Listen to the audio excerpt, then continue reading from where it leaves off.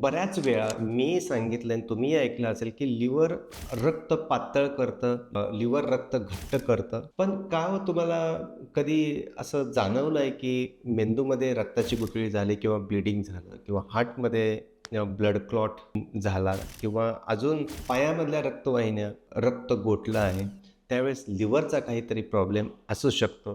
कारण लिव्हर हे जवळपास 70-80% जे घटक असतात, रक्त घट्ट करण्यासाठी जे घटक असतात ते बनवतं आणि आपण रक्त पातळ करण्याच्या गोळ्या देतो, टेस्ट करतो, पण लिव्हरकडे कधी लक्ष देत नाही.